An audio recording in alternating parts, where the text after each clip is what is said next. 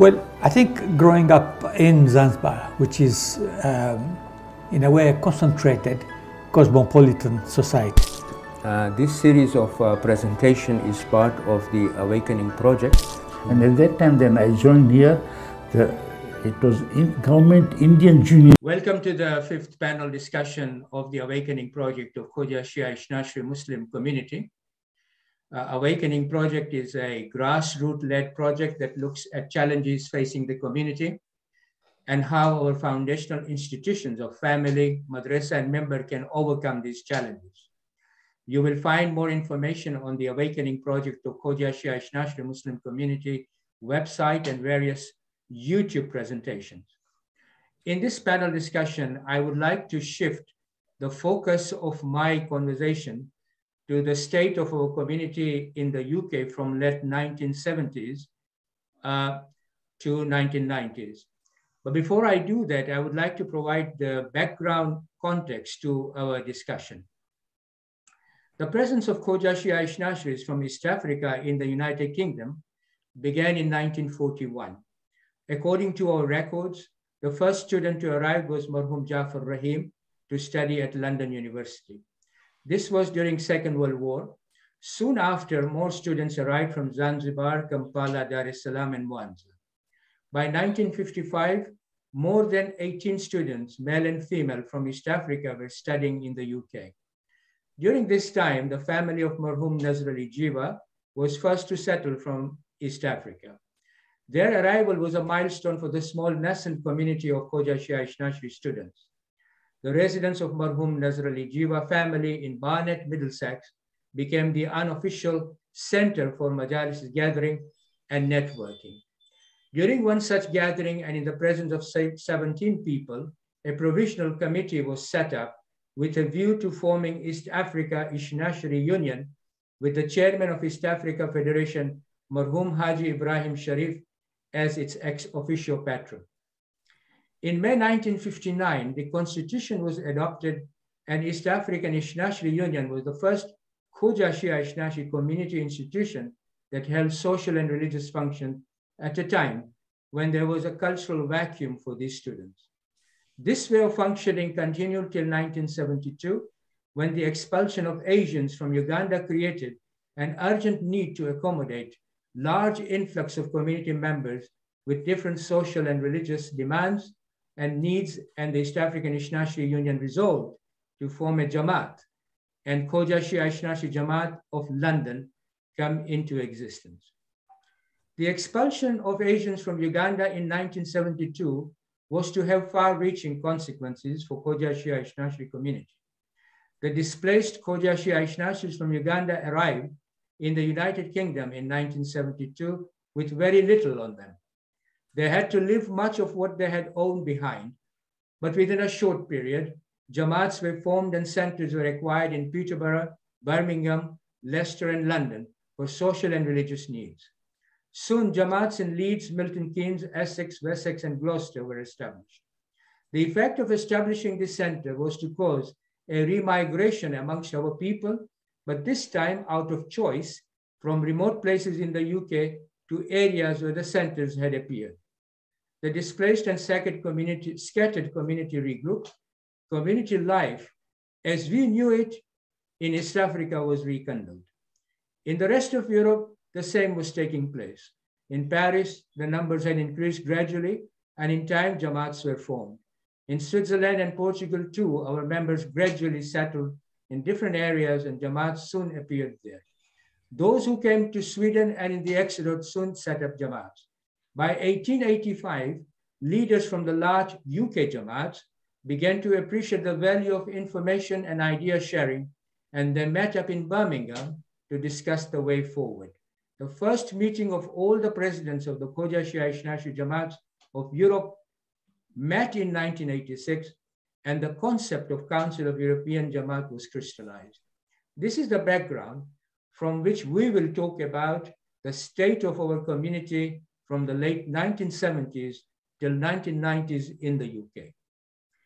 For our discussion today on the state of our community in the 70s until 1990s, I have in the panel three past leaders of our community. During this time, each one of them played a part in shaping our community and the Jamaats in their own town and city in the UK. Welcome all of you and Assalamu alaikum wa rahmatullahi wa barakatuh. Thank you, all of you, for taking time out to participate in this panel discussion. I will be introducing each of you briefly, but I know that you have really contributed heavily in shaping our community in the UK. And I'm grateful to all of you for your time. The fundamental purpose of this panel discussion is for you all to share your experiences of your journey in the community in the 70s and 90s in the UK, the intellectual and social challenges you saw affecting our communities and societies, and your thoughts and the solution that you thought were appropriate at the time to overcome them. So in our panel discussion today, we have Alhaji Kassimbhai Manji. Kassimbhai was born in Tanga in 1937. He studied at a government school and later went to Karimji School for his secondary education. He began to take interest in the community work at an early stage in his life in Tanga. In 1965, he moved to Dar es Salaam. He took interest in sports activities within the community and was elected as president of ITHNA Union in 1971. Having served the community in Dar es Salaam in various capacities, Kassimbhai moved to UK and joined the managing committee of London Jamaat under the chairmanship of Alhaji Mustafabhai Chandoo in 1983. Having served London Hujjat Jamaat in various capacities, he went on to take on the chairmanship of Council of European Jamaat and then later on the chairmanship of Hujjat Jamaat from 2002 to 2006. Presently, he is staying with his son in United Arab Emirates. We also have with us Alhaji Mustafabhai Chandoo. He was born in Zanzibar. He received his primary education in Zanzibar and secondary education in Lindi, following which he came to UK in the 1960s to do law degree and was called to the bar by the Lincoln's Inn in 1968. Upon return, he worked as a state attorney in the Attorney General's chamber. Alhaji Mustafabhai also trained as an accountant and specializes in corporate, commercial, land, and intellectual property law, bringing with him an experience of over 40 years divided among 3 continents of Europe, Africa, and Asia. He took over the chairmanship of London Hujjat Jamaat from 1983 till 1989 at a time when the present center was just purchased, and he remained as a chairman till the completion of renovation and opening as a multi-purpose center. The final member of the panel we have is Alhaji Mehdibhai Fazal. He was born in Danda in Tanzania, about 100 miles from Lindi. He received primary education in Lindi and then moved to Dar es Salaam to finish off his last year in primary school and 3 years of secondary education there, and then moved to UK in a boarding school in Norwich, UK. And went on to then study chartered accountancy, training and working at Deloitte, and then moved to Birmingham. When his uncle passed away, the uncle was the president of our Jamaat in Birmingham. When he died, Mahdi began to take interest in Jamaat and community affairs and served the Jamaat for most of the time he was in Birmingham. And he was president for 3 years, or rather 2 years, from 1980 to 1982, while the mosque and the Imambara was being built. He also served in various capacity at the World Federation level and also at Council of European Jamaat level. Presently, he lives in London, operating as an independent accounting and IT consultant, and he sticks to advising businesses only this time around. So I'm pleased to say that the panel, each one of the members will speak from their own unique experience and challenges that they faced during their time as leaders of our community in the 70s till 1990s. So having done this preamble, I want to begin by asking each of you, and each of you can answer this and let our audience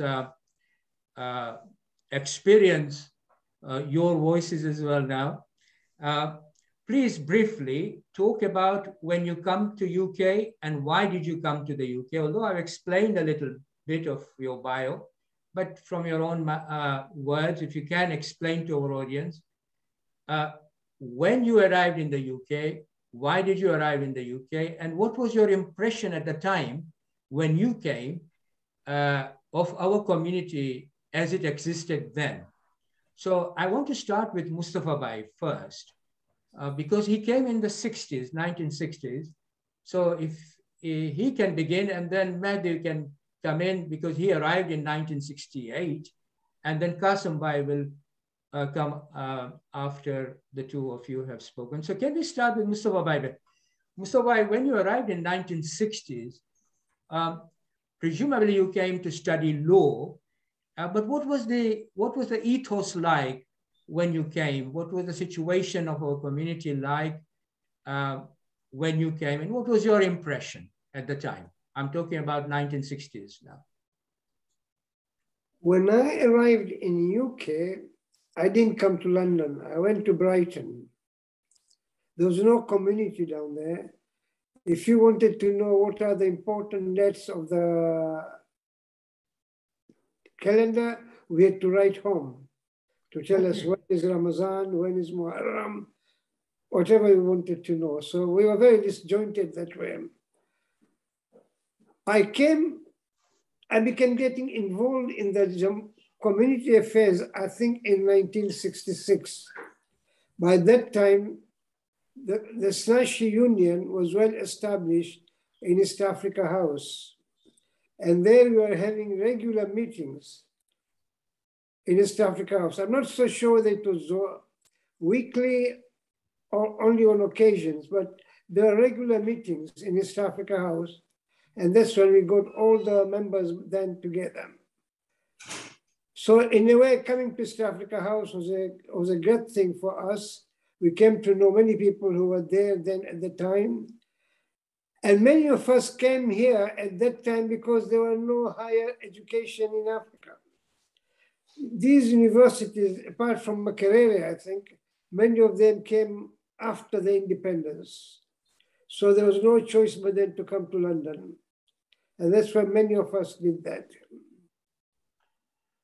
Right, okay. So basically, East Africa students was the only sort of networking that you had with sort of community back home. Correct, yeah. Right, okay. Mahdi, when you came in 1968 and you came as a student, so what was your impression? I mean, how did you manage to get in touch with the community or participate in the religious functions? What was the community state like in 1968 when you came in?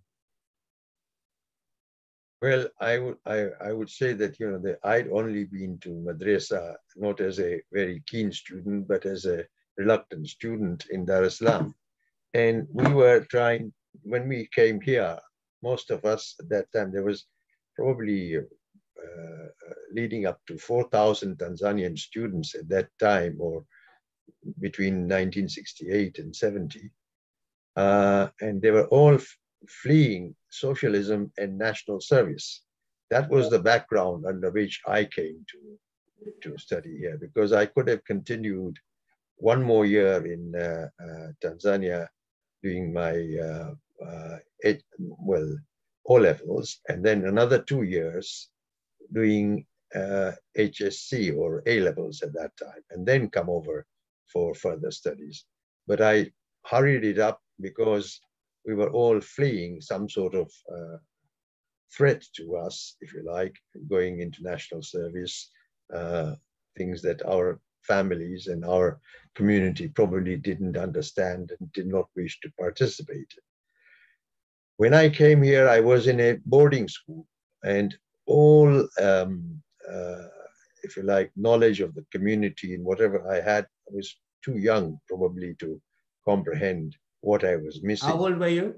I was 15 and a half at that time. Right. Yeah. So the only thing I do know is that when I was leaving, members of the family said, make sure you don't eat pork. There was nothing else that was said to me about, you know, religion as such. And I remember in the boarding school, we used to move pork away from the plate, but we could, the rest of it, the beef and all the other things, we would eat without being halal, whatever. And I had never heard anybody say it should be halal or whatever. And that's the way I was, if you like, brought up. Nobody told me anything more. And then East Africa House was quite crucial to a certain extent because Habib was there, and he's the one who received me into London Airport, or as soon as I came out of London Airport, and then we went to see him in East Africa House. So he would let us know to remember dates like Ashura and probably Eid. Those are the only two things that I think at that time when I came, I was in. And then I went university. Yes, it appears that East Africa House was a unique sort of meeting place for people at that time. In the 60s. I think it is central to our religious organization by the students who were there, who were older than I was at that time. Yeah. No, thank you very much. It gives a very graphic impression of what the life was like there as well, and how we overcame some of the subtleties of our own difficulties. Yeah. Kassimbhai, when you came in, when did you come into UK? I mean, was it in the 70s, 80s? When did you come? We left Tanzania in 1974. 74, right? Okay. And what was your impression when you came in here? The UK? We went to Canada in 1974, and I stayed there for 4 years. When I had an operation of my ulcer, we decided in 1978 to come to UK. And when we came to UK... Oh, so you came in 1978, not 74? 74, we went to Canada from Tanzania. All right, okay. 78, we came to Canada, and in 1978, when we came, we had at Hammersmith. We used to have a hall down there. We used to go for majalis, if Mustafa remembers that. We used to be doing there with Habib Walji, Mahmoud Habib Walji used to organize everything. Okay. And then Stanmore was purchased. After that, as Mustafa said, for 6 years he was the president. Now I was in his committee. Well, he took me in his committee. And then we had majalis one day at Wembley, one year at Wembley. And there Mustafa told me, so it's time we should organize our youths. And he asked me to form the National Union. And that's where we started with my experience that back in Tanzania. We started with National Union in London. That's where there was the beginning of National Union. All right, okay. So your experience was quite unique compared to Mustafabhai's and Mahdi. When you came to United Kingdom, the community was sort of in a nascent form, but almost organizing itself then. True, that is true. Because it was Habib Walji used to organize Hammersmith. And then we came to the north, we purchased the property. And from then on, we started working on the property. Okay, we'll talk about it as we go along. I just wanted to sort of set the scene as to when you came to UK, what was the impression like? The next question that I have, and again, I will ask all three of you to answer this because it's important. What inspired and motivated you to become a Jamaat leader and serve the community at that time? And can you also explain to our audience the demographics and the size of your Jamaat as you saw at the time? Don't have to be very, very accurate about these things, just what you remember. And what sort of objectives were there for the community at the time that you can remember? Because I know it goes a long way back. And, you know, each one of you can relate their own sort of experiences. But begin with what inspired you to take on the position as a leader? Because three of you come from a different background. Mustafa came to study law, and then presumably something happened, and then became a Jamaat leader. So it was interesting to see what sort of inspired you to take the helm of the community. What was there? What was that unique thing that made you, I will take the leadership of this community? That would be nice to hear from you guys. So shall I start with Mustafa first, and then we'll go to Mahdi again, and then Kassimbhai? Or Mustafa wants to think about it, and shall I start with Kassimbhai? How do you want to start, Mustafa? Recollection, but if I can say a few words, I became the president purely out of accident. Sorry, Mustafa, what did you say? Purely out of? Accident. All right, okay. It was not planned, or nor was I ever involved in the community in UK before then. Right. Attended a general meeting. I think in the chair at that time was Marhum Dr. Rahim. He didn't want to continue, and because of the whatever reasons, nobody was prepared to take over. And then I said, I wouldn't take the position, but I wouldn't mind being a temporary president until such time when a new general election is called.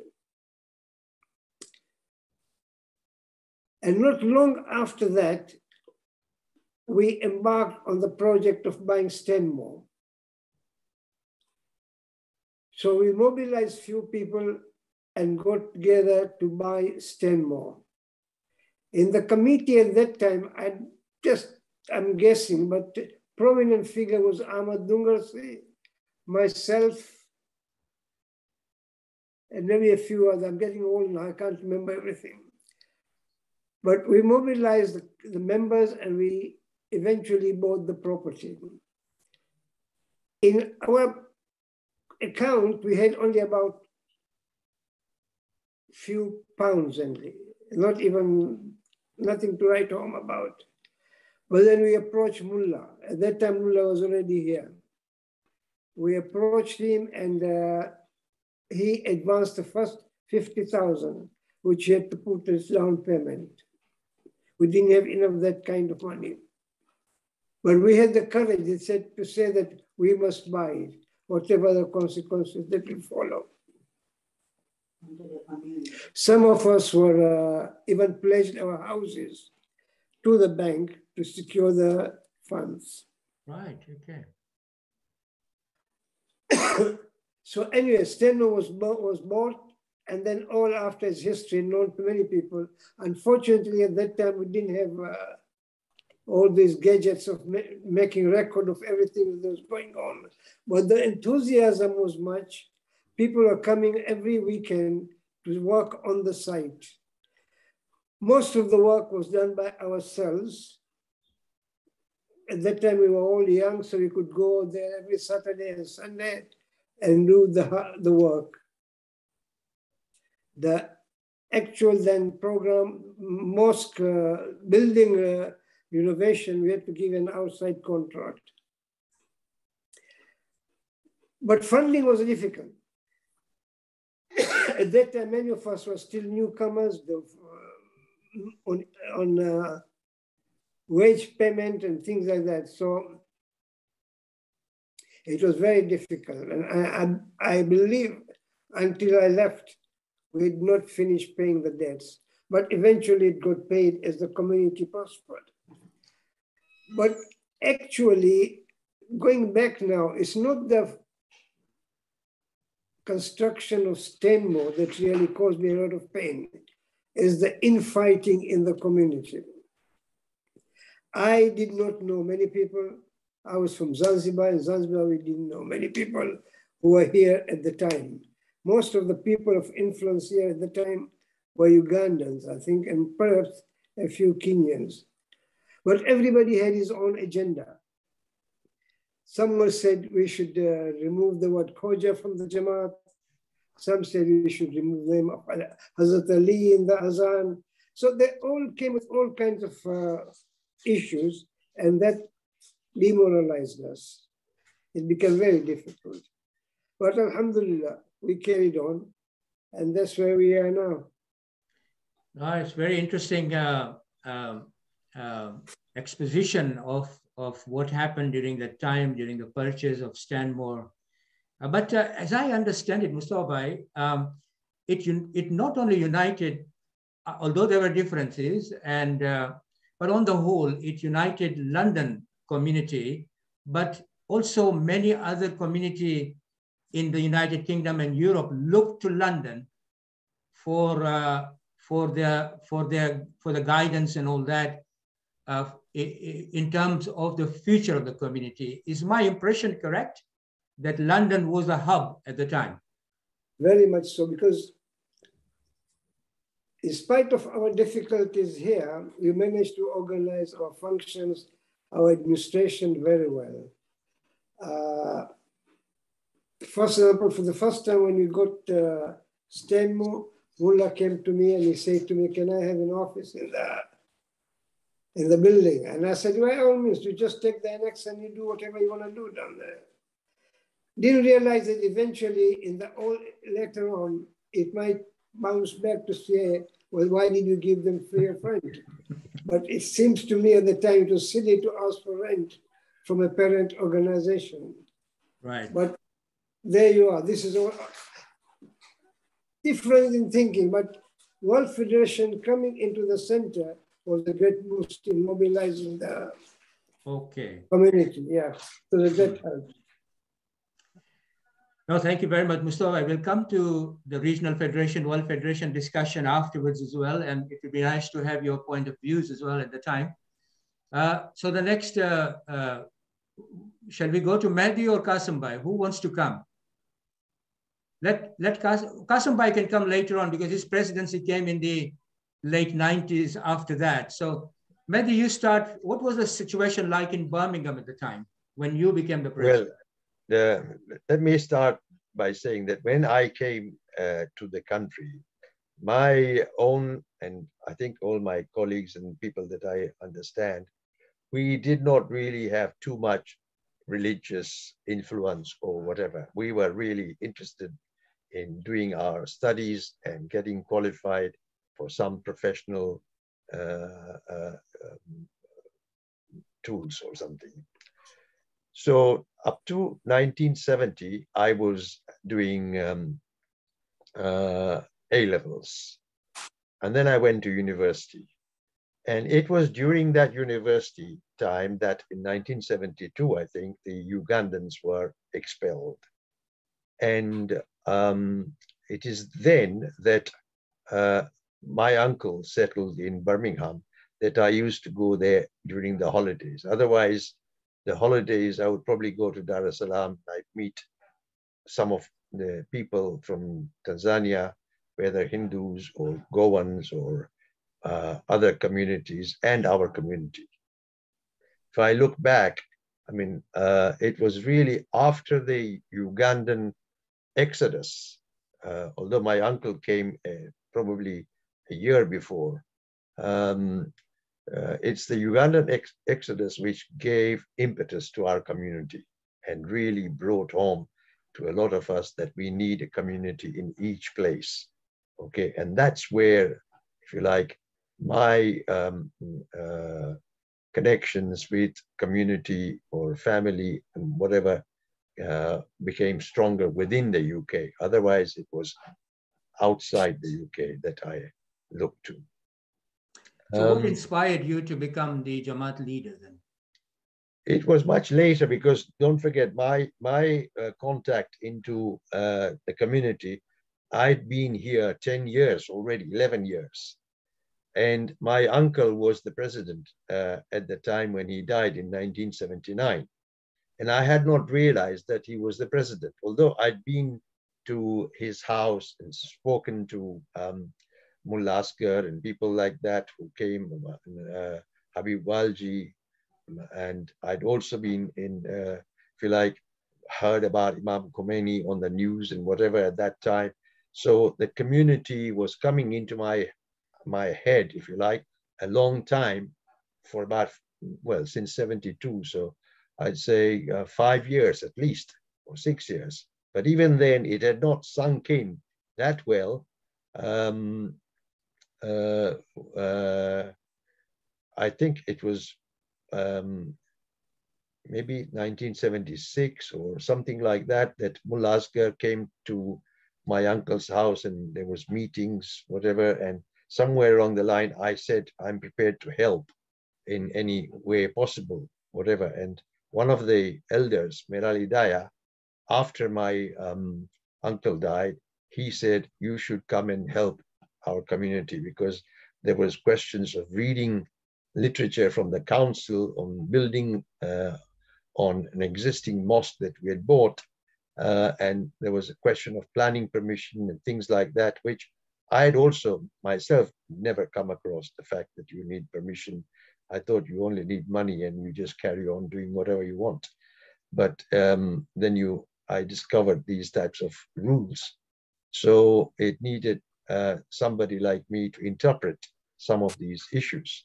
So that's when I, if you like, helped. Qasim Ali Somani was the president after my uncle. And then he asked that I should become vice president. And 1979 is when I became vice president. And during those 8 months, if you like, when I was vice president, I came to understand what the community was, what their main issues were. And in my time, it was primarily to do with making sure that there is a mosque that was built in accordance with regulations and things like that. So I offered to help with that. It happened that there was too many disagreements with Mr. Somani with regard to how he should handle some of these issues, that I forced myself to run against him as president.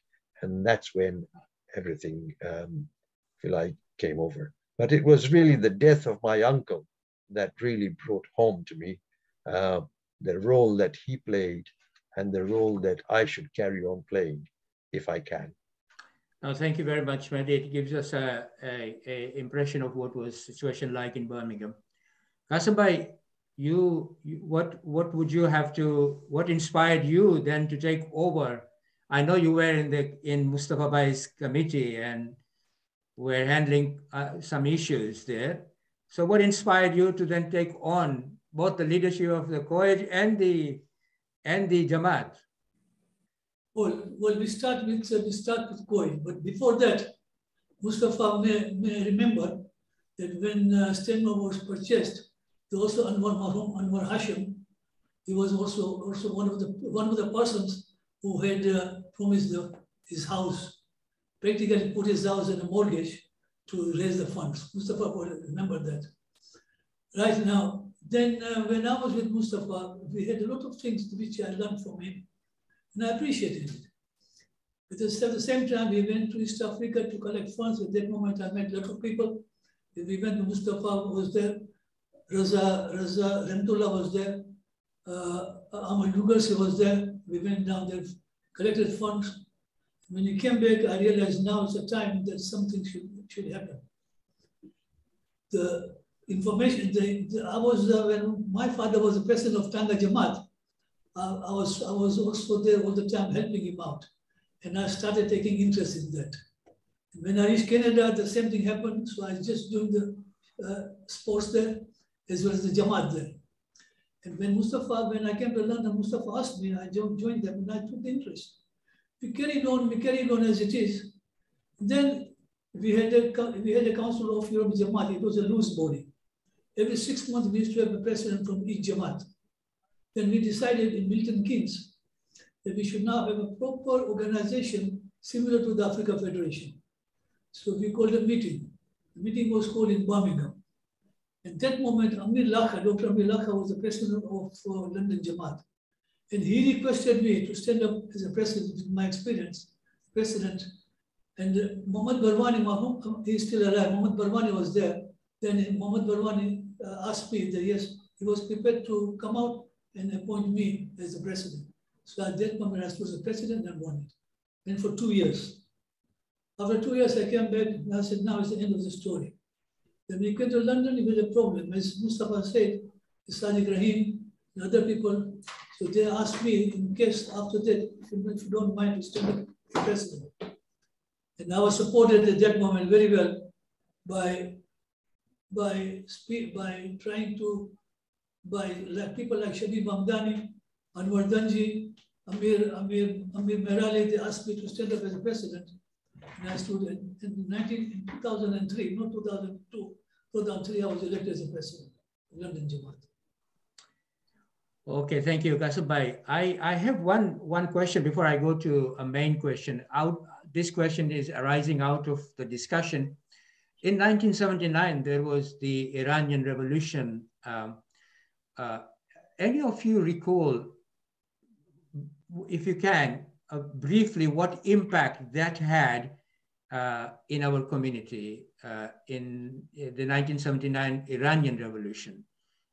Can I start with Mustafabhai? Can you recall whether that had an impact with our community, within our community?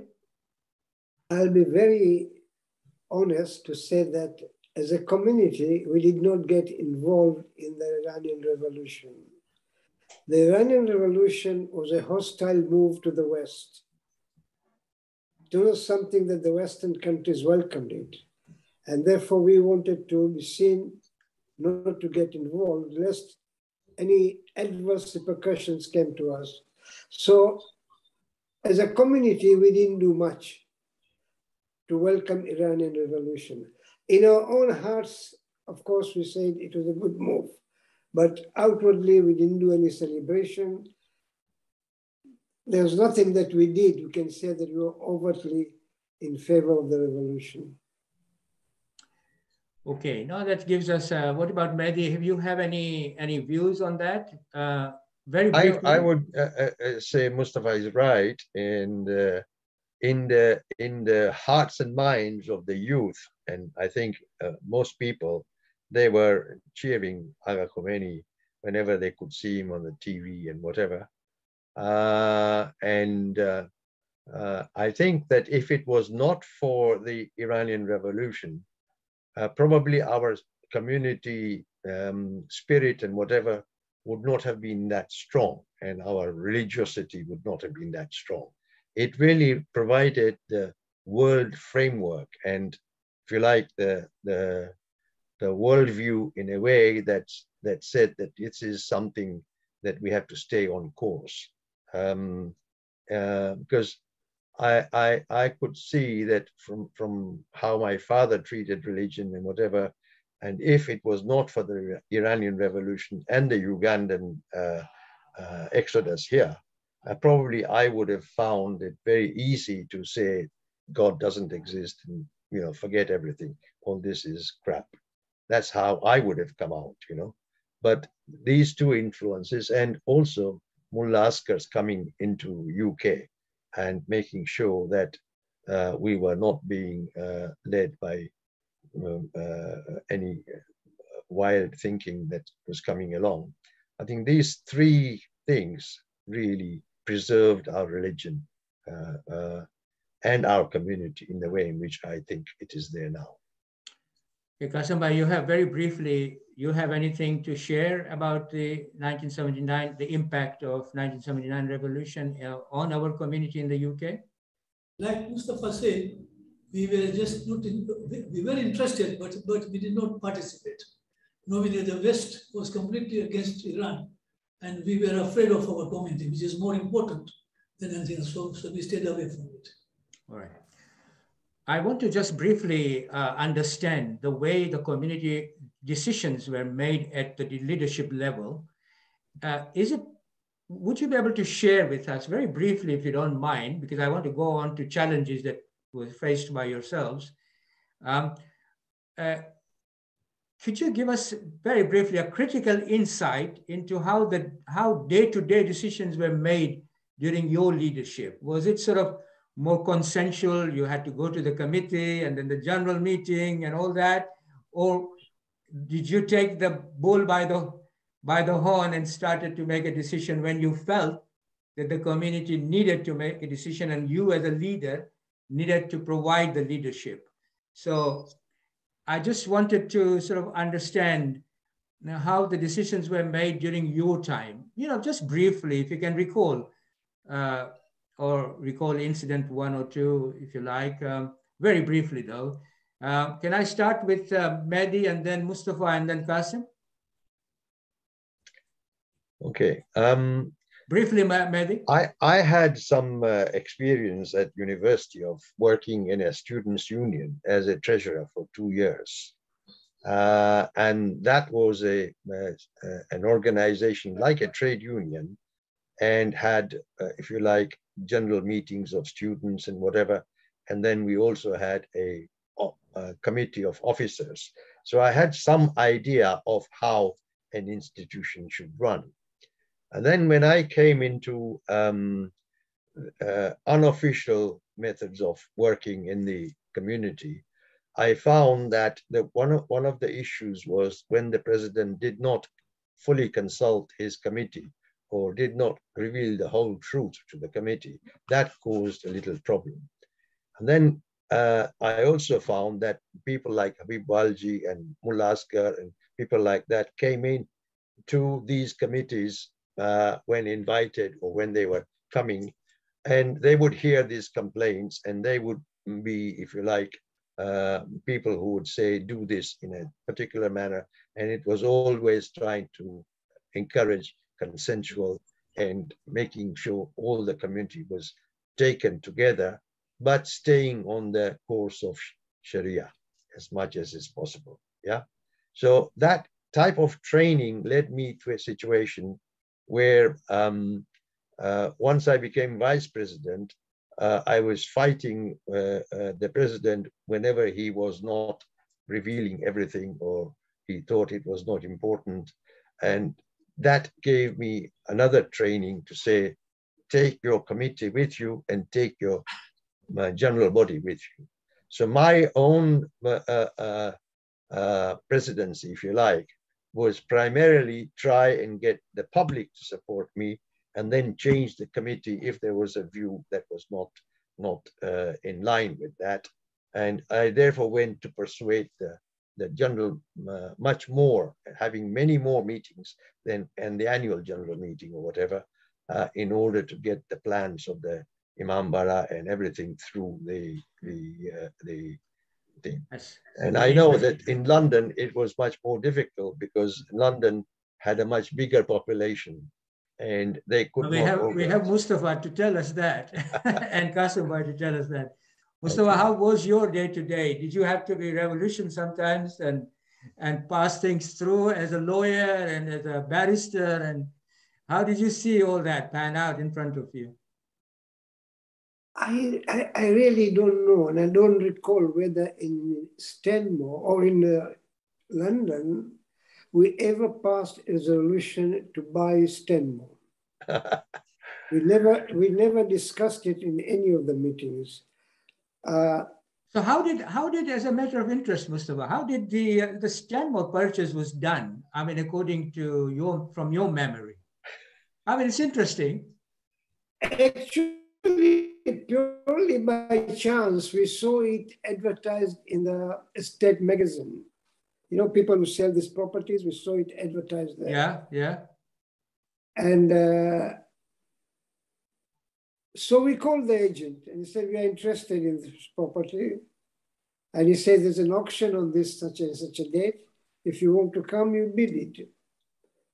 We talked with Mullah before then, and Mullah said it's a good idea if we have it. So a few of us got together and we said, okay, we'll attend the meeting. And I think we had set up a plan that we'll bid for it up to a certain level. And if we get it, well and good. If you don't get it, well, just bad luck. We went to an auction and there was another person competing with us. So it moved to around almost £500,000. At that time? At that time. Mm. So, well, eventually all of us were there at the time. I was on the auction, but I'd given authority that they could bid. And unless the amount was unbelievably high, they should not come empty-handed. So there it went. We got to about 500 and something. We bid it, we got it. We came and reported to Mullah. Mullah said, that's good. I'll reserve for you 50,000 as down payment. So he gave us a check. Alhamdulillah, I can't say anything against it. He gave us a check of 50,000 and we went to pay the initial deposit. But there was no resolution or discussion in the meeting. We asked people to go and see the property prior to the auction. We said, please go and see the property. We want to buy it. Didn't say whether we are asking you to buy it. Now, looking back, perhaps that should not have been done that way.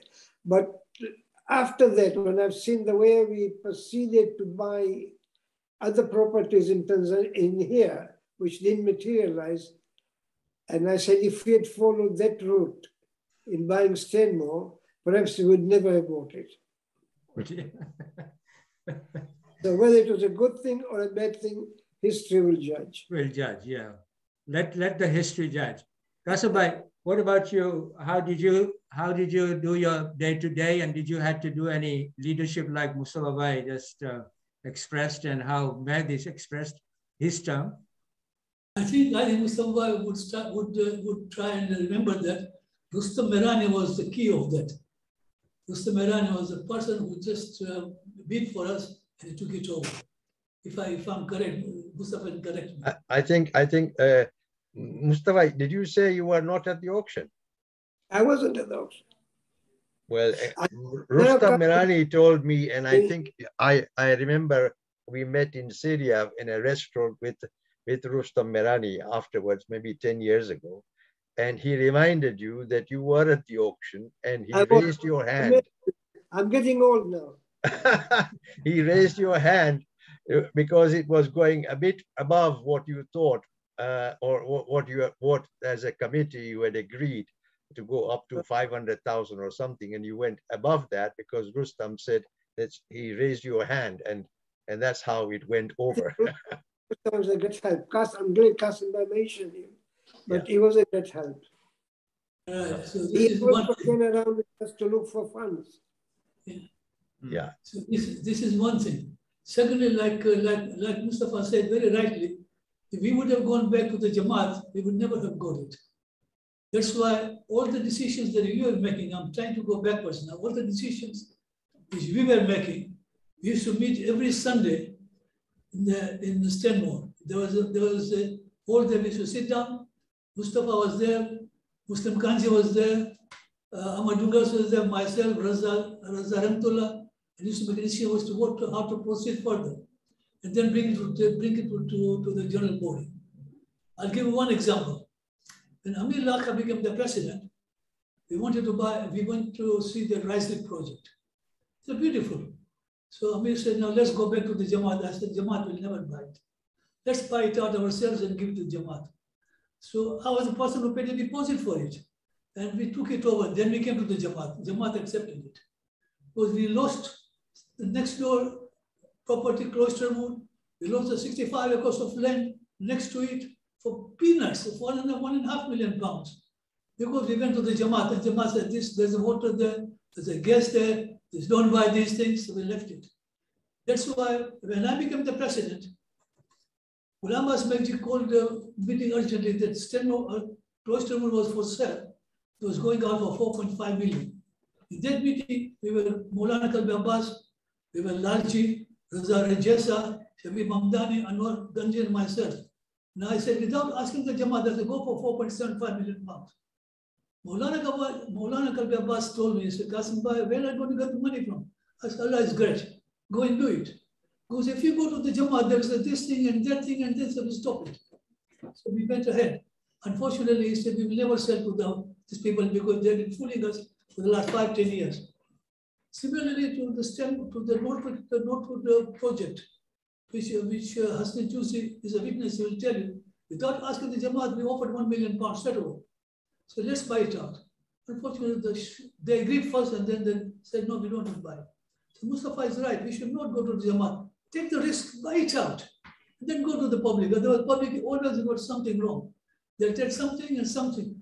This 65 acres of land, beautiful land, 1.5 million. The man was going back to Portugal. He was a West Indian. Said, look, give me 1.5 million, I want to go to. And we all agreed. But then Amir Laka took it to the general body. In the general body, there's a guest coming down there, this coming there, and we stopped it. So this is the problem. So there are downside to democracies then. Well, this is the truth. Well, I agree. I agree that if you look at even Dar es Salaam and other places and whatever, what has happened is that a rich man from our community or 2 or 3 rich people have come along and decided a particular course. They've decided to buy it, contract for it, and then either gifted it or raised funds afterwards and get approval afterwards, if you like.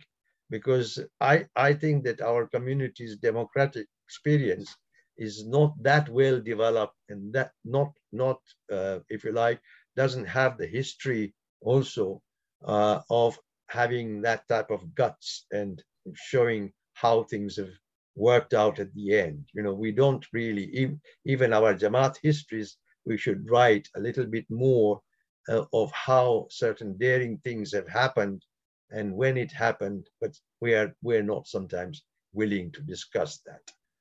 I totally agree. I think, sorry. Bolo, Kassimbhai, bolo. I totally agree, because when we offer 4.75 million pounds, it was on Wednesday. On Thursday night, one person came from our community and said, Kassimbhai, is it true you are buying this next year 4.75?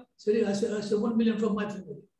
Next day on Friday, Namaz Jummah, after Namaz Jummah, somebody else comes and tells me 1 million from my family. So already 2 million collected in 48 hours. If I would have gone to the Jamaat, we would have real problems. That's why if you want to buy it out and tell Jamaat, either you take it or leave it. So Jamaat now, present leadership needs to put a thinking cap on and look at what were the models, successful models in the past. I want to come to challenges that faced, I know we talked about the centers, but I now want to come to challenges that faced your own leadership at the time. Now, did you feel that as a young community that was consolidating in the 70s, 80s, and 90s, finding its feet in the 80s perhaps, and early 90s, what were the challenges within the community now at that time? I know that we were focusing on the centers. What did you think were the needs of the young people or the women and elderly at a time? That's one area perhaps you can think about. But I want to also talk about this situation in our community in the 80s, that we were a fairly young community settled in the UK. Did any one of you feel that that a time will come when the seniors will increase within our community, that we will be needing to satisfy the needs of the seniors community sooner or later? Was that sort of a consideration given to the in your leadership, that we have to think in terms of the future, that we are a fairly young community, that we will grow into seniors, and then other areas for senior needs will have to be considered? Just talk to us generally about the challenges that faced your leadership. And I've just given you one example. Did you used to think in those terms, by the way? So I don't know where Mustafa has gone, but we can start with Kassimbhai if you like, and then Mahdi, and then Mustafa. I think so, because for the simple reason that first of all, when I became the president, I realized one thing, that we have to organize our youths, because we were losing them. This is Western society, a very fast-moving society. And all that they were all going to different colleges, universities with different ideas. That is why with Amir Laka, we bought that rise for only one reason, that we have sports there, we can everything organized, we should do it there. Unfortunately, after us came the people who said, no, it's too far out, or Rajib is very near, too far out, and all those problems. Anyhow, that moment that was rented for about 9,000 or 9,500 pounds per year. When I took over as the president again, I went to the Rajib people. I said, look, either you vacate or we want to raise the rent. We went and raised the rent to 34,000 pounds from 9,000. And immediately I called the executive meeting. I said, after that, youths have helped us. So now if they want to, they don't want residents to stay there, they can hire other hall. 50% of whatever we get from the rent now belongs to them. So we started giving them 16,000, 17,000 pounds a year. So we encourage them to start their own sports, buy, rent their own places and everything. So this is very, I feel. In my opinion, we should always look to two things. One thing is the youth. Very important for us because we don't have time to teach them Islamic knowledge. We don't have the time to take them to madrasa. They go to madrasa, so learn only Quran once a week. So we don't have time to sit with them and talk to them about religion. Secondly, is our women. The women have got to be taught that these are your children and you have to look after them. So they can teach them Islamic knowledge. They can give them the knowledge, language and everything. If we do these two things, we will have a very strong community. If not, we'll break up one day. Okay, Mehdi, what about you? Did you think about the future challenges that might come, and of course talk about the present challenges that you had to, apart from the center and apart from the council issues, but within the community?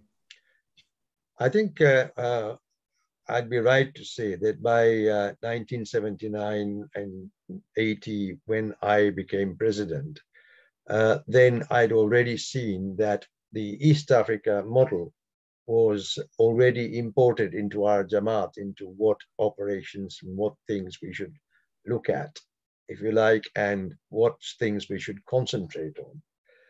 So there were things we do like madrasa, there were things we do like collect money for Bewa Khana and whatever. So in terms of the seniors part that you are asking in this question, I would say that our thinking went insofar as, if you like, to try and see if women who survived men who died should be looked after in one way or another, and men and women gather into an old people's meeting every week or something like that. I didn't really see, if you like, an impetus or something where people asked that we should have senior living quarters or something like that, because we really didn't have that model in East Africa as well. You know, that came, I think, much later in the 90s, and when our people were going into nursing homes and residential homes and things like that, and they thought that they would bring this idea over there. But we did, insofar as our society always does, help each other to try and find places to live near the mosque, near the Imam Bara, in such a way that we could be, if you like, near each other and help each other. Even things like legal surgeries by Marum Laka's family and whatever in Stanmore, and other things like that in Birmingham, if you like, where there were sort of consultations to help people get on the ladder and get themselves into a situation where they were having a regular income and a place to live which was safe and within the community or around the community. We've had challenges as well.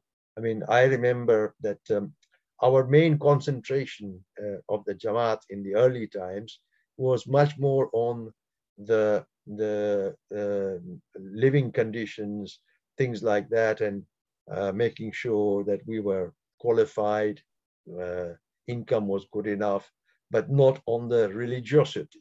The religiosity, if you like, came in much more after a lot of hammering by Mullah Asghar in his speeches and Maulanas, and controversies also.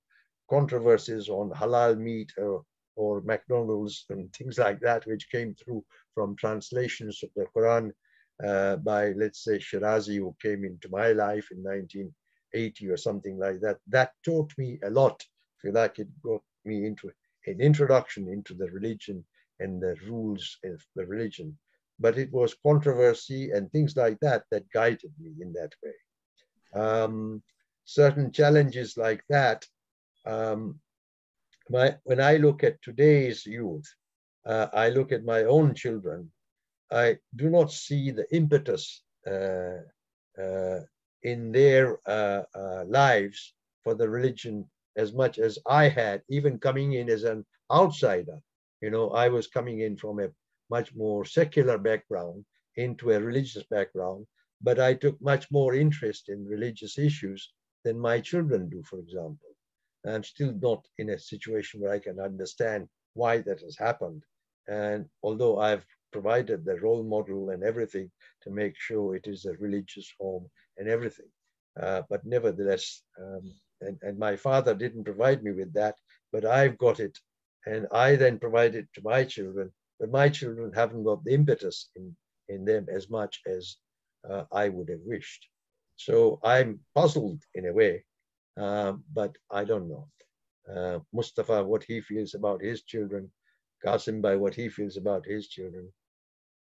Now, it's Mahdi, thank you. It's an interesting exposition. But as I understand it, that there were challenges in your time, and obviously you try to sort of overcome them as best as you can. But there was no concerted effort to looking at the future in the holistic manner, that our community's demographics will change to more seniors as we go along. And so we wouldn't be needing something of like a seniors home and all that. But there were some efforts setting up some committees to look into some areas and start to solve a problem as it comes along. Yeah. Mustafabhai, what about Stanmore? In your leadership, did you face, what were the challenges, apart from the center and all that, what were the challenges in London Jamaat that were acute, and then you had to sort of deal with them? Can you recall any of them that, in terms of youth, female, our population becoming more senior as we were aging and moving forward? The whole notion of Stanmore then become a multi-center rather than just Imambara and prayer, but much more than just the religious side of it. What were in your leadership, can you recall any sort of challenges of that nature? Can you unmute, Mustafabhai, can you unmute?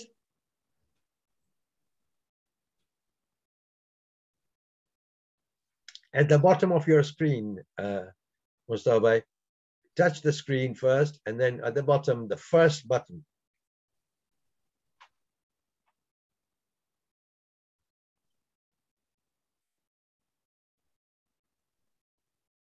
Yeah, yeah, fine. Okay.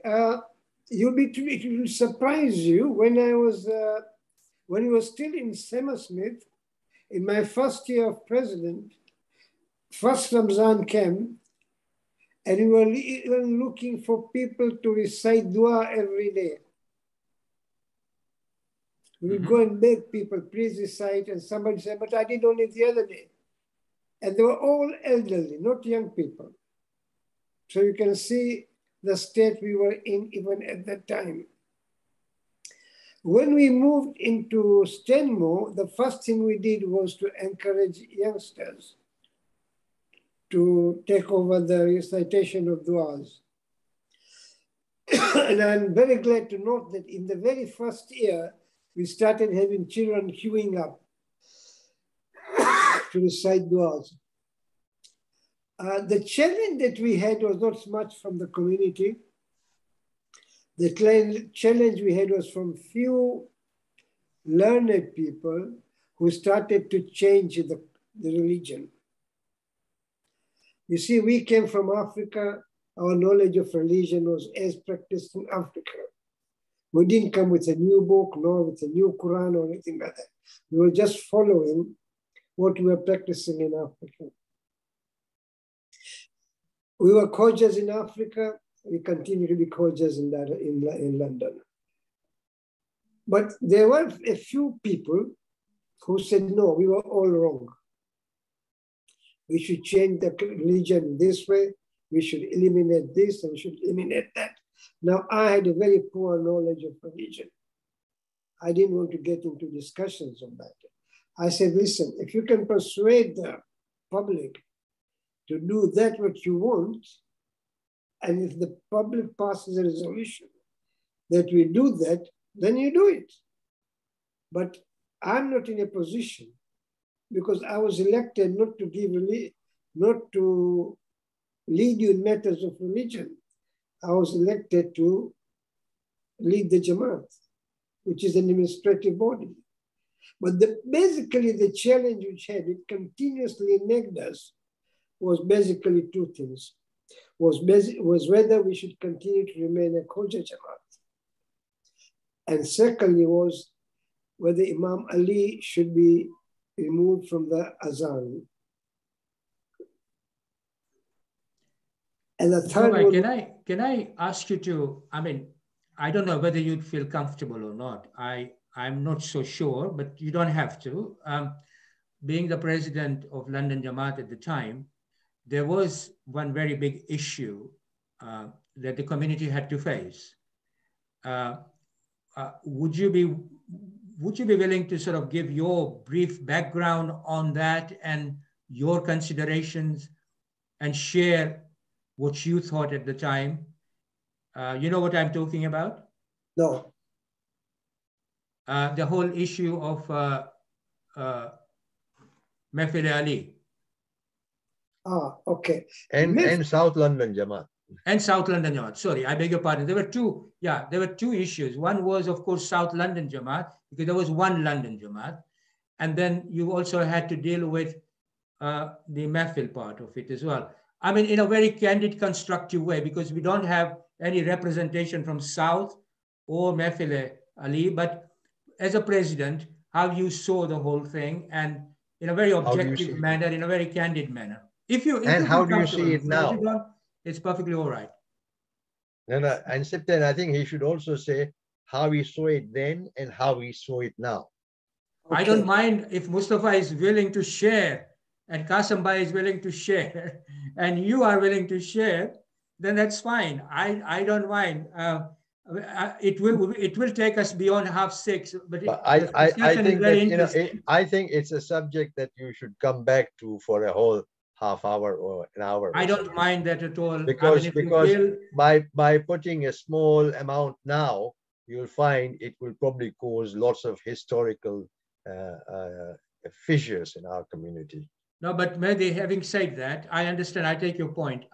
We are looking at the experience of Mustafabhai himself as a president of London Jamaat, but I take your point. If we don't want to go down that route, that's fine, because there are no representation of South or Mehfil or anyone else. So we can concentrate on the two issues that you faced, Mustafa. One is, I think, KHOJA issue, I think, and the other one was the name of Imam Ali alayhi salam not being recited or being recited, something like that.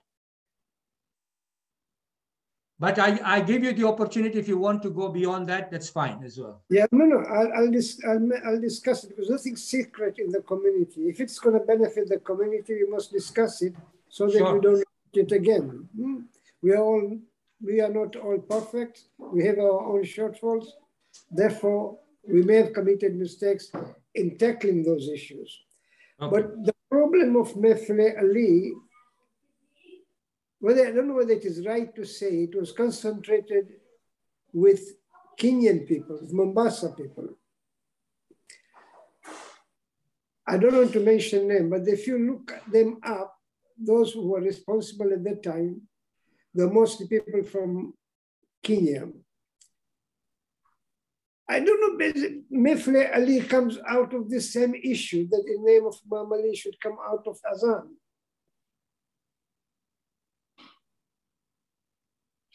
Take, for example, of our madrasa. When we Jamaat formed madrasa, there was a madrasa already running in North London, and it was doing very well. I myself approached the head at the time, and I said, listen, you are running the madrasa very well, our children are very happy, and I don't want to disturb it. But it being an activity of the Jamaat, Jamaat must have a say in the running of the madrasa. And I said, I don't want to take any position in our madrasa, but allow one member of the committee of the Jamaat to sit on your board. He refused completely. He said, no, this is a private thing. I waited And I remember purpose at the time, I've been asked by my committee what is happening. I waited for almost 2 months. And then I went back to that person again. And I said, listen, do you remember our conversation? I'm under pressure from the Jamaat that we must form our own madrasa. What is your thought? He said, if you want to form your madrasa, you can go ahead. And that's how we started our madrasa down there. When we started our madrasa, we asked people to register their children. Nobody did. My children at that time were young, so I registered my 2 young children, and another friend of mine registered his 2 children. So when we started madrasa, we were definite of only 4 people, 4 children. But on the day of the opening, so many came. We were surprised. So that shows what the effect of Mehfil Ali. I'm not saying the poison, but the dislike that there should be a parallel Jamaat affected the decision of the people. And the madrasa after that just bloomed. So that was one issue of Mehfil Ali. Mehfil Ali, basically, I don't know. I have no evidence at all that they were trying to set up a parallel Jamaat. But the way they were running it and the way they were talking about it, as if they were challenging the existence of the Jamaat. And that put us into a difficult situation. Every decision we make, they will make a different decision. Take, for example, of Eid functions. If we, on the advice of Mullah at the time, would say there's Eid, we would declare Eid. If Mullah said no, there's no Eid, we wouldn't declare Eid. They would do exactly against that. So if we say there's Eid tomorrow, they'll say no, I want it the next day. And that made it difficult for us to continue to have any relationship with Mehfil Ali. Many people stopped even talking to him after that. We had a meeting once, just informal meeting in Stanmore. And I remember Marhumullah Kaki came and said, why don't you agree with them? I said, agree what? He wanted me to follow their line of thinking. I said, fine, I'll call a meeting. You canvass for the people to vote, whatever they want. And if they agree to it, that's fine. I'm here for a limited time. Tomorrow I may not be here. But if the general body wants it, they can have it. So that was basically the point at Mehfil Ali. Otherwise, we had no problem at all. I've never been to Mehfil Ali so far, but if there's a majlis tomorrow and I'm invited, I will go. I have nothing against it. On the question of the South, many people thought I was against South, but that was not the reason. You see, you can set up your own Jamaat anywhere you want. That's a matter between you and the Charity Commission, nothing to do with us. What I was resisting at was that there were many people in the South at that time who were being influenced by Mehfil Ali. And we were still weak at that time, don't forget. We were weak financially, we were weak as an organization, we were heavily indebted in the purchase of the Stanmore. And I didn't want this influence to pervade there. I didn't want them to start doing as Mehfil Ali people will do, because that will weaken us. And many people thought I was against Mehfil Ali, not against South. No, I wasn't against South. Why would I be against South? I've been there myself many times. There's so many feelings come out, when you talk about this thing. But basically, I'm glad South is doing very well now. Locals there, have got a Mehfil near their own homes, and that's why we moved to Stanmore. So why would I do anything against them? But basically, Mehfil Ali didn't play a positive role in the starvation of Stanmore at the time. They made our life difficult, made our fund collection difficult, because don't forget, many of them had relatives in Kenya who were, alhamdulillah, very well off. and we were relying on their involvement in the collection of funds. That didn't come. So there you are. Kassimbhai, you have anything to add on to this? I think I agree with Mustafa. See, Sorry? I agree with Mustafa. So I must say one thing. Mehfil Ali was started for only one reason, because I was involved. There were 5 of us. Dr. Nizam Ali, Ahmad Versi, Iqbal Asaria, Shams Kanani, and myself. We were 5 members. The idea was only one thing. Because we were having Majalis, everything, Hammersmith, it's too far out in winter, we have something like a mehfil, we should sit down. But when they decided that we want a separate Jamaat, with the old constitution, I was the first person to walk out of that. I said, no, we don't have, we have in East Africa 2 Jamaats, we've got a lot of problems. Both in Zanzibar and Mombasa, we had the problems. So let's not forget, only one Jamaat. So we started, so I said, moved out of it. As far as Hyder is concerned, yes, there was a lot of problems. Mustafabhai will tell you. They always, in fact, we had a meeting arranged. One month, we have once a meeting in the north, second meeting in the south. And when we went down there, they closed the doors. They did not allow us to go in. So we came back to the north again at the meeting. Some members of the south were also involved in that, in our Jamaat. Then the matter continued until Maulana Asghar became the president. And I was the vice president. So I said, now it's time we should sit down and talk to them. So we went there and we talked to them, and then we said, now let's separate and make it 2 separate boards. This is how Hyder was created, and still okay, separate out of it. So, I mean, we have heard from the 2 London presidents. Mahdi, you want to say anything before I pose another question related to it?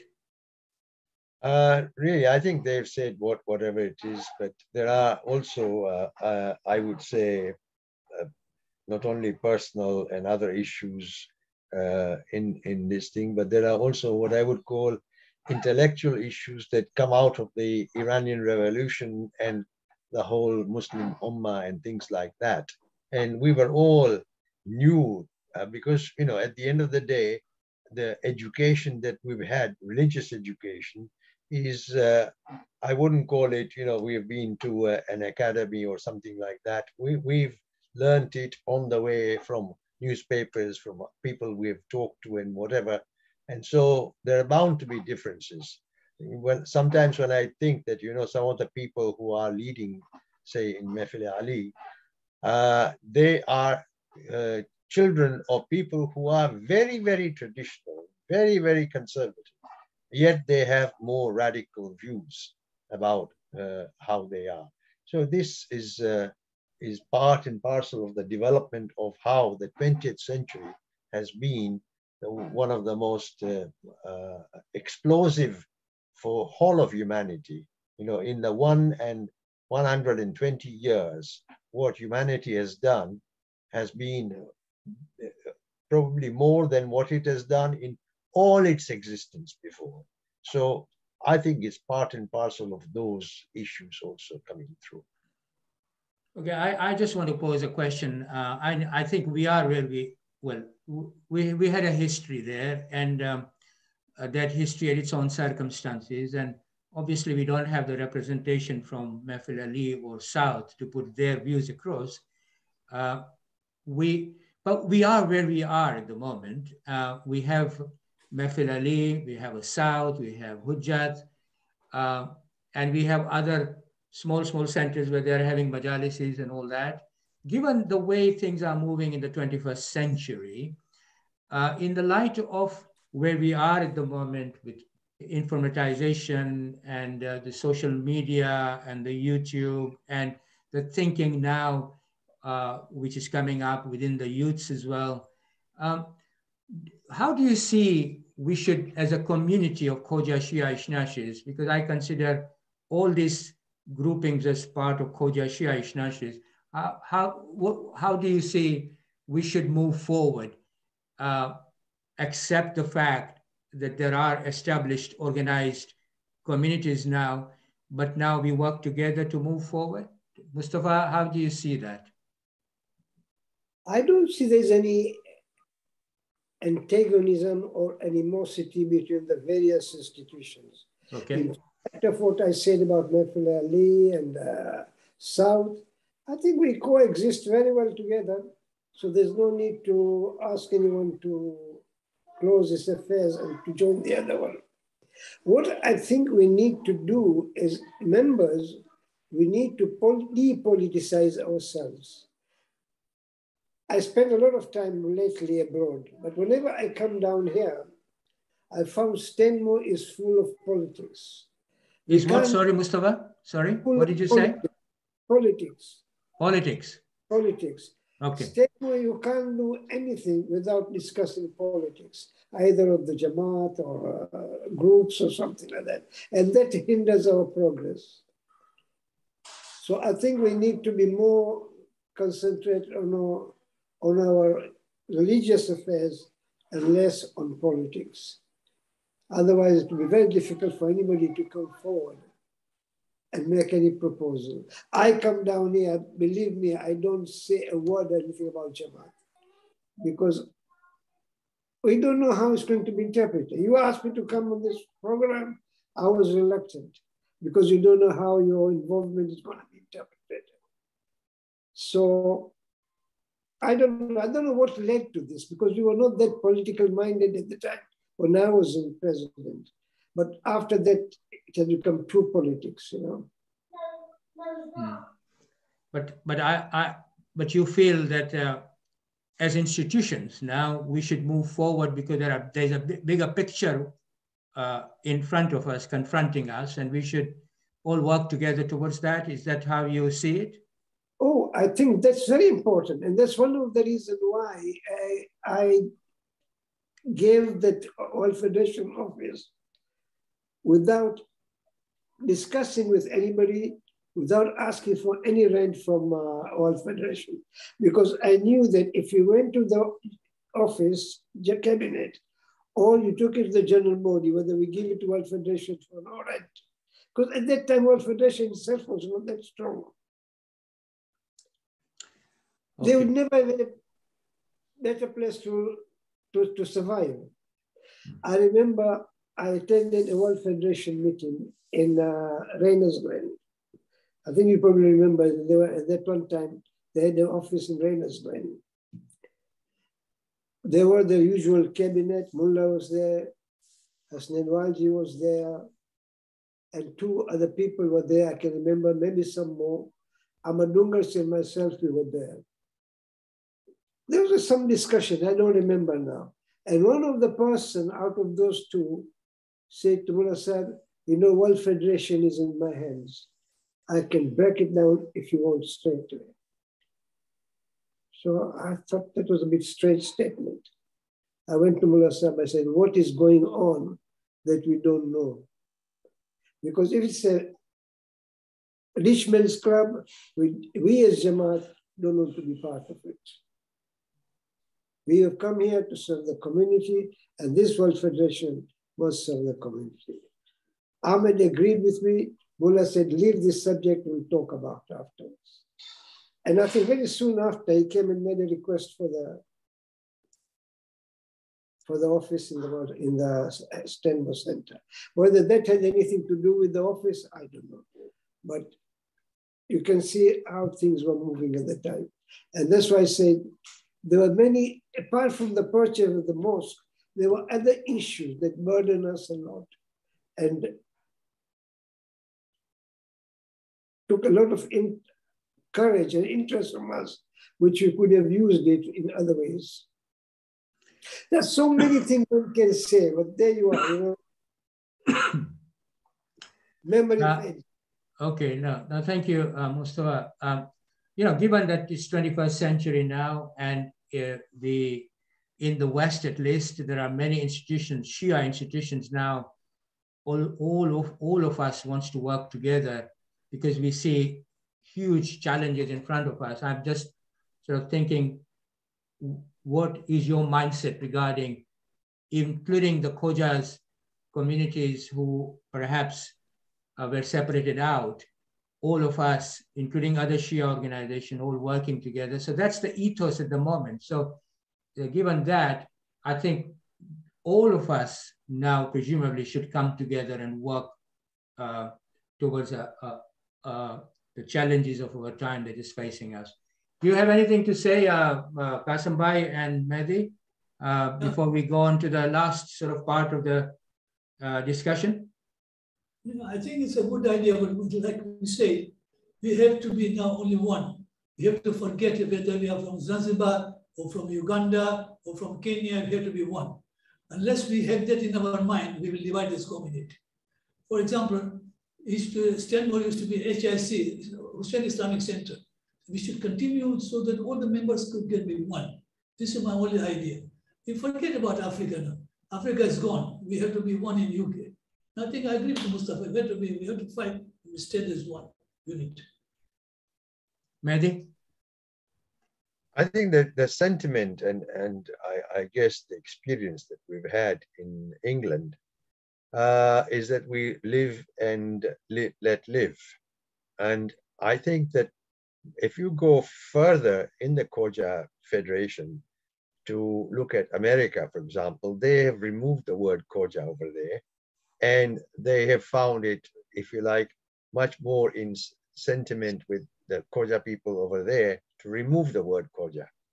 And I guess when you look at it, look at the different organizations there are within the KHOJA in America and over here, you would see that many of the differences that we have between KHOJA and non-KHOJA, other Pakistani and Indian Jamaats, if you like, those types of differences exist within the KHOJA world as well.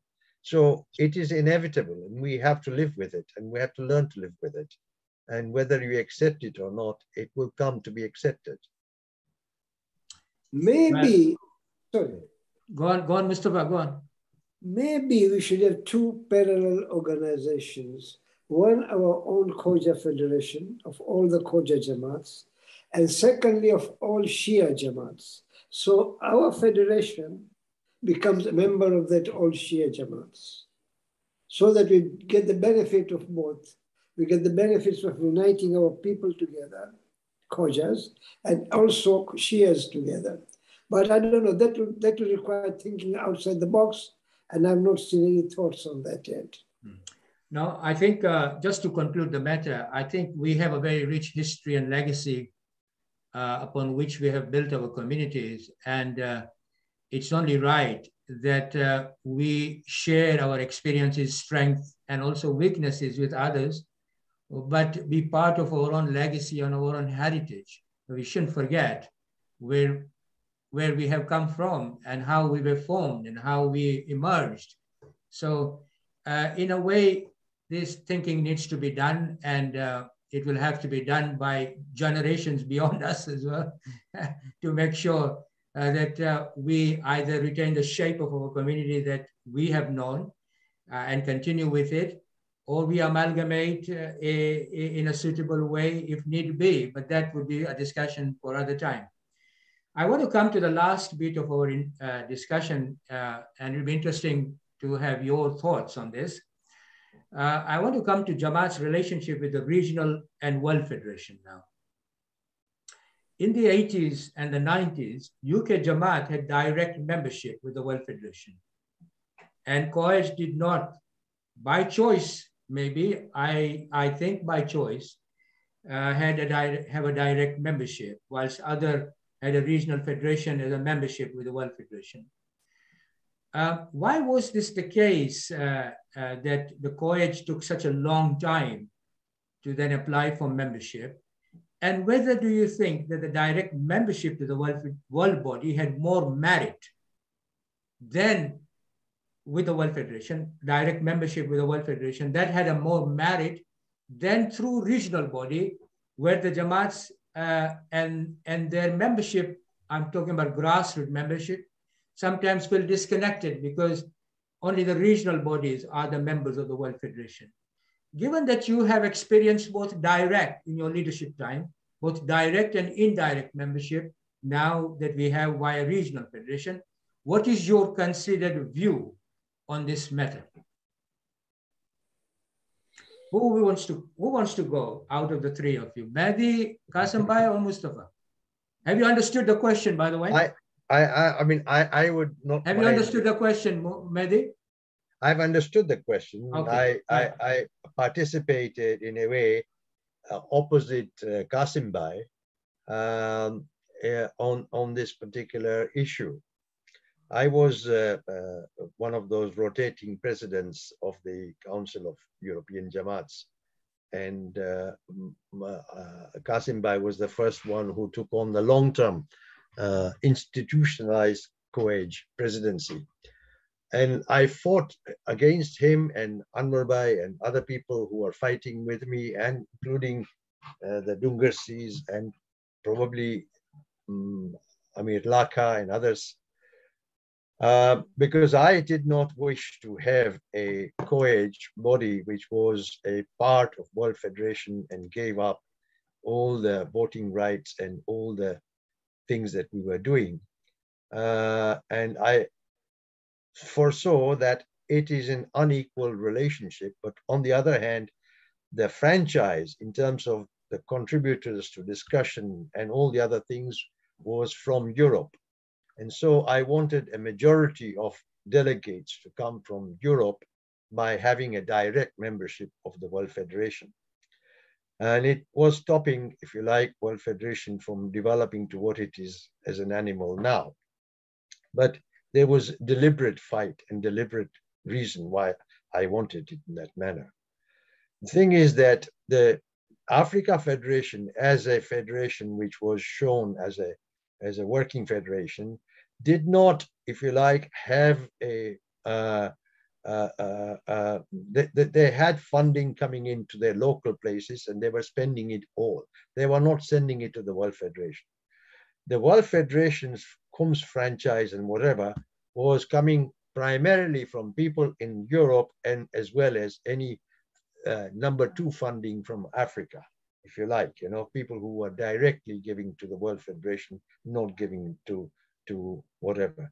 So I thought that where the money was coming from should hold the key to the voting structure as well, because it's like the United Nations Security Council and the United Nations, but there's too many arguments, and it can take a long time for me to explain all that.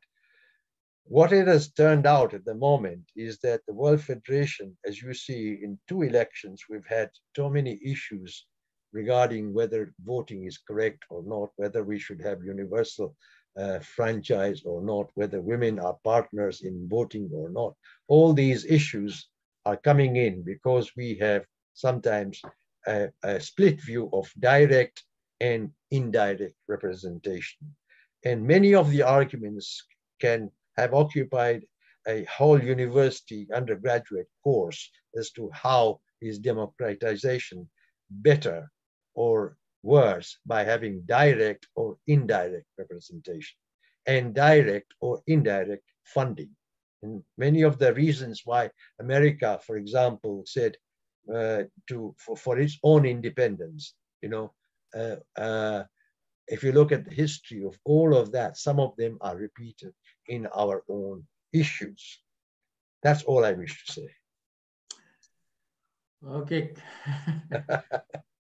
I don't know how to decipher that, but I think either of the other 2 members can decipher it for us, if you don't mind. Kassimbhai, what about you? How do you see, I mean, I posed a very simple question here. During your time, there was a direct membership of European Jamaats into World Federation.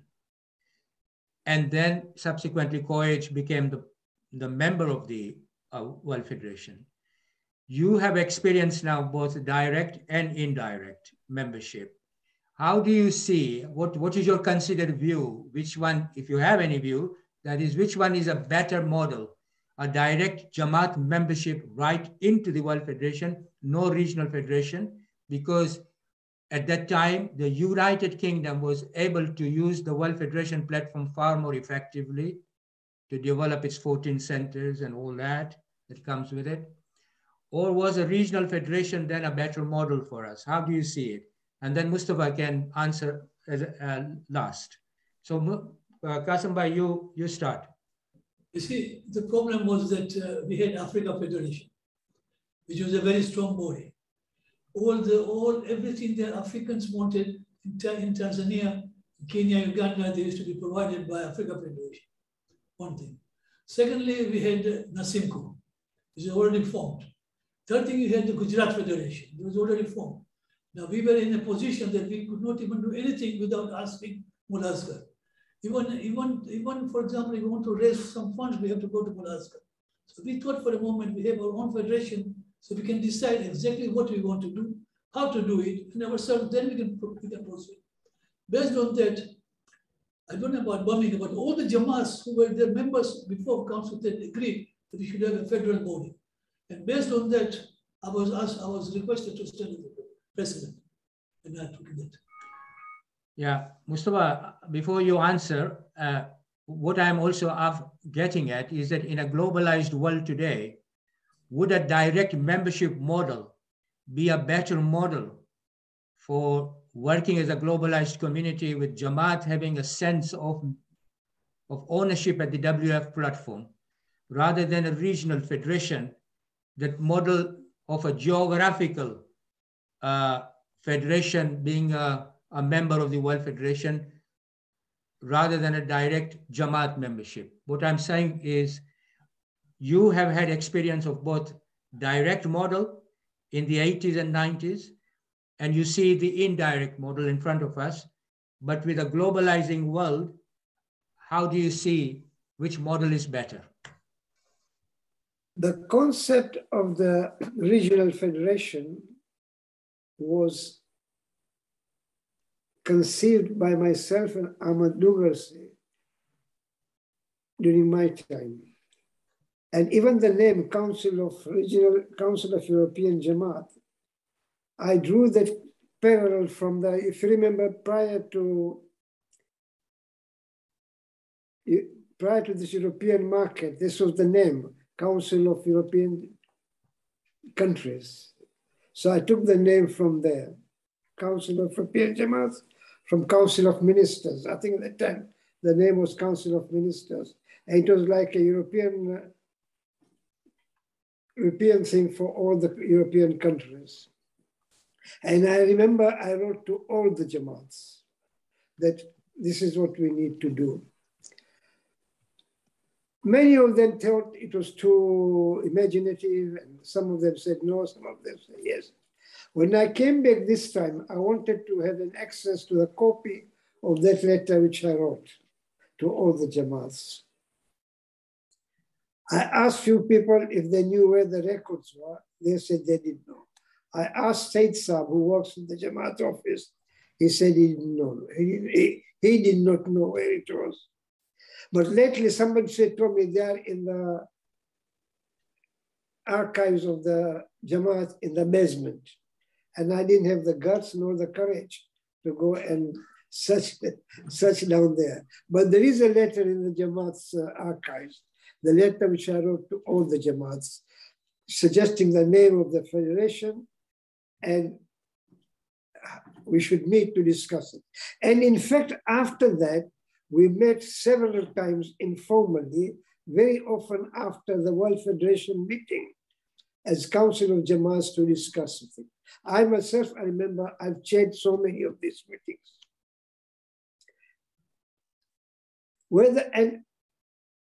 But I was at that time attending the World Federation as president of the London Jamaat.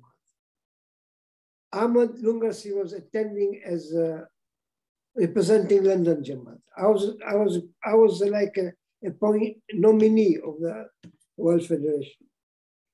I thought we made very good contribution at the time. With the formalization of the Council of European Jamaats, we lost that seat. In the process, we may have been continuing to attend World Federation for a while, but it seems to me last time when there was an election of the president of the Council of European Jamaats, I saw the president was going to all the Jamaats only in UK. There's nobody going to Europe. And we don't even know whether Europe voted or not. So I don't think the present concept, the way it is presently organized, it is as effective as when we were representing individual Jamaats. Whether it is a good thing to continue or not, because if you allow every Jamaat to be present, it's going to be too bulky. You can't discuss, you can't meet with, or I don't know how many Jamaats there are now in the world, but it's going to be too bulky. What you need to do is, for example, Africa is doing very well. It has been doing that very well for all this time. I don't know how Simco is organizing, but I think we certainly need to look into how Council of European Jamaat is functioning, because it is certainly not representing, or well, in theory it is representing, but in practice, whether it is representing or carrying on the wishes of all the members of the Jamaats. That's all I can say. Yeah, no, it's we have to have maybe a debate on this. The community may need to have a debate, particularly in the West, because the way the Jamaats and the regional federation evolved in the West is different from the way it evolved in Africa. In Africa, they evolved in a much more sort of a environment which was much more nuanced and closed, while we had we developed much more individually here, and regional federation wasn't a very meaningful concept for a long period of time, because we could develop ourselves quite independently. We could communicate with each other fairly well. It was a different time compared to the evolution in Africa. So our evolution was different here. And maybe we have to take that sort of thing into account and then see how we could fit in a more effective way the membership issue within the World Federation. I mean, I think but a debate needs to be had. It's certainly the case that an individual person do not feel much more involved with either the regional federation or the World Federation in a way. I'm talking about Europe now, in a way in the 80s and the 90s that they felt. So there's something that needs to be debated here and perhaps taken into consideration. But I take the point that we are where we are. We have a regional federation membership, but I think none of the body is beyond reorganization. So I think perhaps a debate of this nature needs to be had. Lastly, I have a question which I think all of you can answer, and then I'll conclude. How do you, two things, and you can all have a very brief answers to this. How do you see the future Jamaat in the UK? And what advice would you give to anyone who wants to serve the community, whether in the capacity of a volunteer or president or other position? How do you see the Jamaat in the UK developing? And what advice would you give to someone who wants to take over either at a leadership position or as a volunteer in a Jamaat? Shall we start with Kassimbhai and then Mustafabhai and then Mahdi last? See, we all have problems. Initially, you can count every Jamaat or every member has got a problem. But it's important that we have to be united. If you are not united, we'll be divided more and more. That is why I feel in my mind, it is better that we should take a lot of interest in the community. When we take interest, our children will follow us. Our ladies will follow us. And once they are there, at least we'll be united. But if we leave it, we will lose our children, or we will lose the next generation. Okay. How do you see the Jamaat in the future here in the UK, Kassimbhai? I think it's very good, alhamdulillah. So Jamaat will survive. It is one of the strongest unit of a community, yeah. Okay. That's right. Mustafabhai? I think we should restore Stanmore, and then I'm sure Jamaat will survive. So, say it again, Mustafa, what did you say? We should Sorry, what did you say, Mustafa? Restore? We should restore. Restore Stanmore, the mosque at the moment. Ah, right, okay, yeah. Okay, restore. we have been out of center for a long period of time. Okay. Right, what about advice to a young person coming to volunteer or position of a leadership? What advice would you give? Well, if you've got thick skin, then that's okay. Right. And lots of time.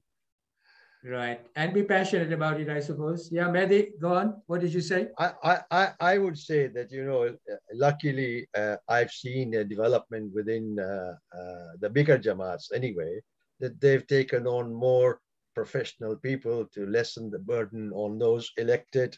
And that is something good, because it means that the people who are taking on these burdens don't have to do so much. But it's still quite a lot in Stanmore. Birmingham Jamaat, I know, they have many more people working within the Jamaat professionally, you know, compared to per capita in London. And they would do better in London if they had more professional people working within the organization, reducing the burden on the voluntary people. But the volunteer course, the volunteer corps in London is also phenomenal. It's much, much better than anywhere else.